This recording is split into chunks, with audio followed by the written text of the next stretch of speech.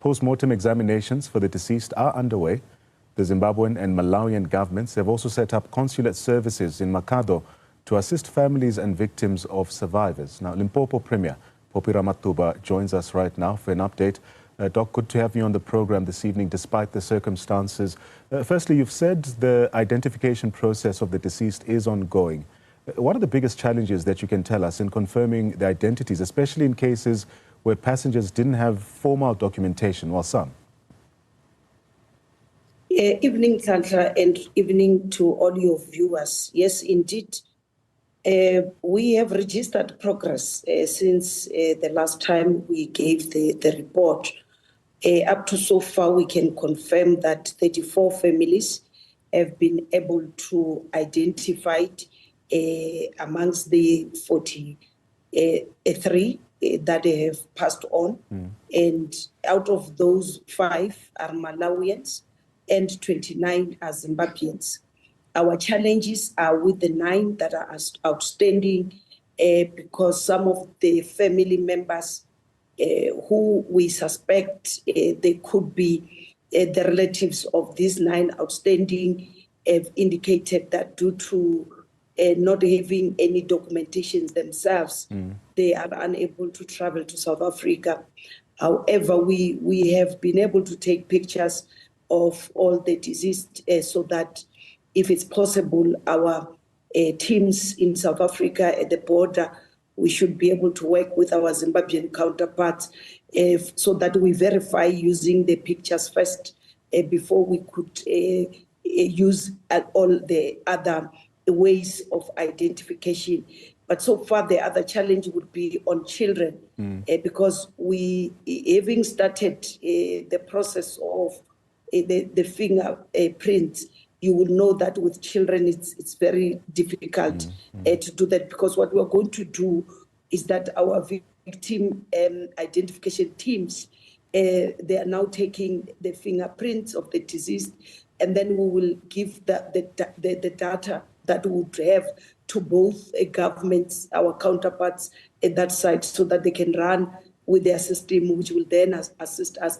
But with children, unfortunately, we would have to do the DNA. So even that process ends, we say it will take us probably for some time next week, and we then would see from there what will happen. So those are the minor challenges that we are currently facing. And what it's creating this problem is that because as a norm, usually when you board a bus or a taxi for a long distance, you usually must have what we call the manifesto. Everyone should have written their names and their contacts and next of kin in case.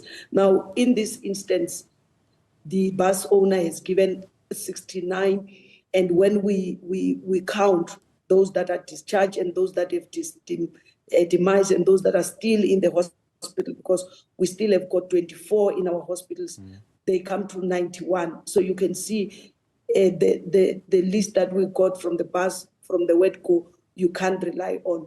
But we want to appreciate the 2 embassies, because currently they are really hands-on and they are participating in our task team, which involved, led by the Office of the Premier, but involved even national departments, including DECO and Department of Transport, so that we can help each other in terms of identification, so that repatriation can now happen. Dr. Ramathuba, survivors have also reported that the bus was overloaded, also to add to what you've just told us right now, with some people even standing in that bus. Has your department's investigation confirmed some of these claims, and could overloading then have contributed directly to the severity of this crash? The Road Management Traffic Corporation, they are currently busy with that investigation.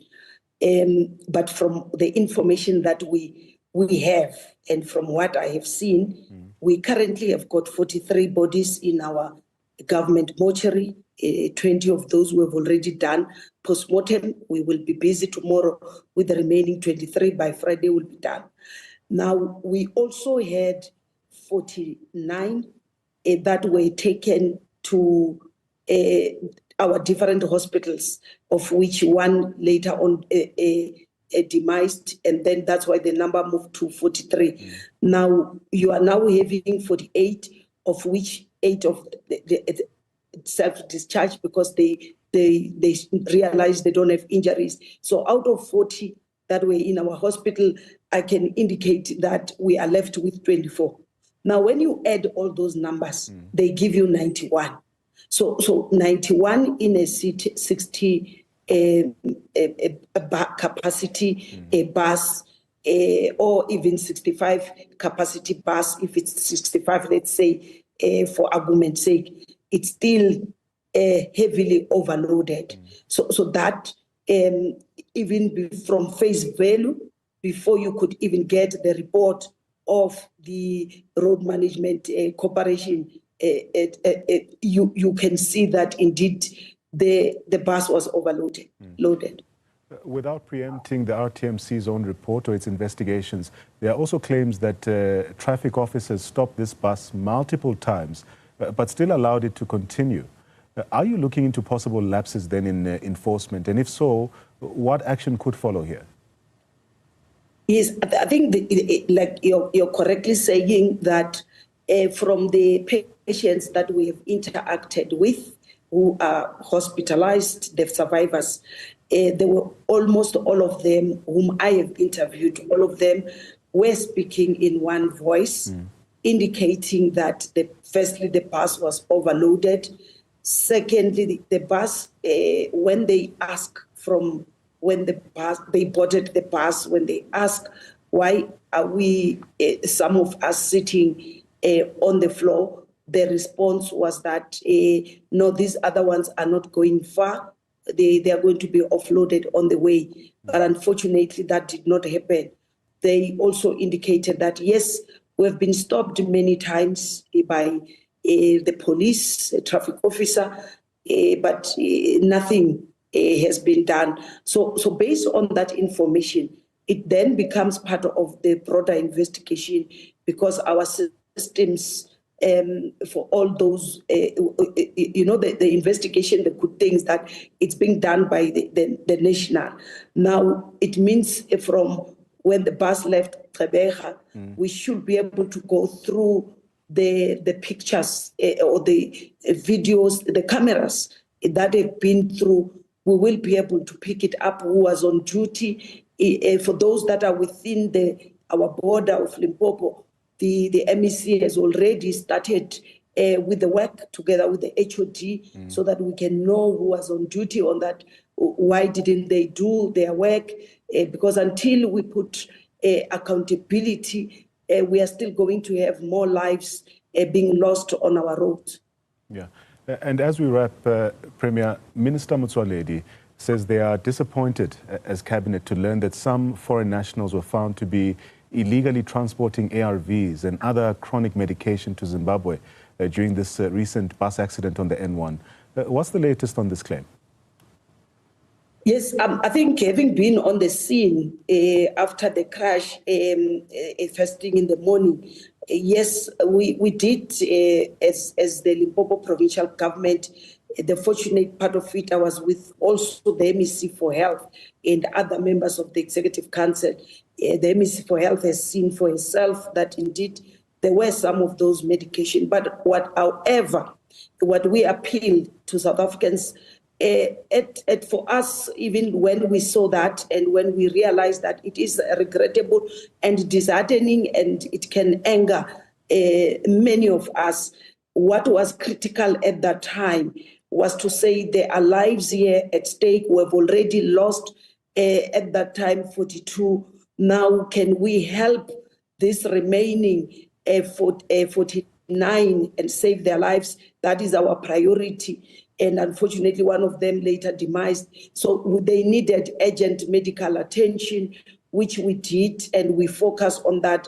And secondly, we're saying when you are in an emergency or an accident scene, the first thing it would be to look at the survivors and transport them to the nearest a medical facility, which we have done. The second one will be to retrieve the remains of those who have perished, so that because if you allow them to stay for some few hours with that heat, the body can start to decompose, and then it will even give us much more problems. So we were focusing on those. And then we say, now after doing that, we handed over the scene to the police. The police now are busy investigating, and part of the investigations, we were very clear to them to say it will be also those medications, to say how did they end up where they are and what has happened, where are they coming from. So until such time, it will be difficult for us to really comment to say the medication is coming from where. But it is, of course, I agree with the minister that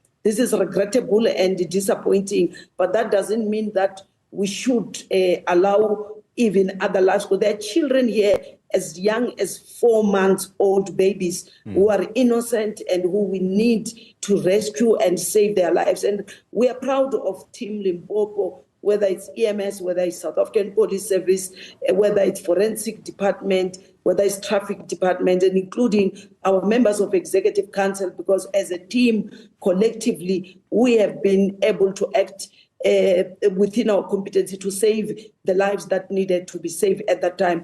And we will continue to support the families now by making sure that they find closure by the repatriation, and the repatriation can be done once the bodies are positively identified. So lastly is that on Monday, we are expecting all the family members, so that there could be the formal body viewing, because currently we are doing other ways of trying to identify.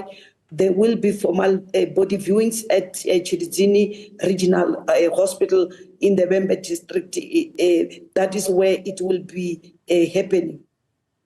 Premier, thank you so much for your time. That's Dr. Popira Matuba shedding light on both the facts and the human cost of this heartbreaking crash. She's been giving us an update on the latest developments there. You have people trickling in one by one, coming through to check on their loved ones. But everything is centralized here in Luitrecht under the Makhado municipality. The first port of call is coming to the police station here behind us, where they look into the picture and try to identify their loved ones. And from then they moved several meters to the north. That is where the hospital, that is Luitrecht Memorial Hospital, is. And then they'll also look at the list, and then will find out or figure out if their loved ones are still alive or they passed on. And if they've passed on, they'll go to Chirizini Hospital, that's 70 kilometers to the east, and try and start that long process of identifying and also the post-mortem. But I can tell you,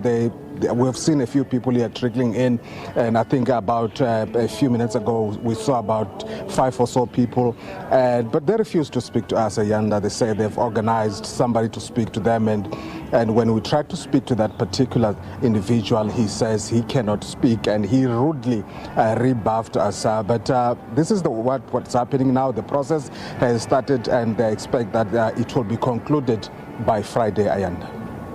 If anything, Lieutenant, about ongoing investigations surrounding the cause of this devastating crash. Details have emerged that, for one, it was overloaded, that's the bus. But I also know that there's been responses from across the borders with senior officials, diplomatic members, also adding to the long list of tributes we've heard so far. Yes, of course. The investigations are still ongoing. Well, we know for sure that the bus was a double axle bus that accommodate, depending, of course, on how the bus has been structured. The bus allows for about 65 to 80 people, but we know for sure that 91 people were in that bus. So investigations are still ongoing. Was it a mechanical problem? Was it fatigue? What was it? But we understand that in the next few weeks or few days, maybe by next week, we'll know what really happened. We know that investigations there, these are thorough investigations, and we understand that a report will come out soon, Ayanda. All right, Lieutenant Popoti. Comments. For bold, Fearless reporting, stay locked into Pulse Insight News 24. At News 24. Your voice. Your news. The pulse of the people. Don't forget to like, share, and subscribe.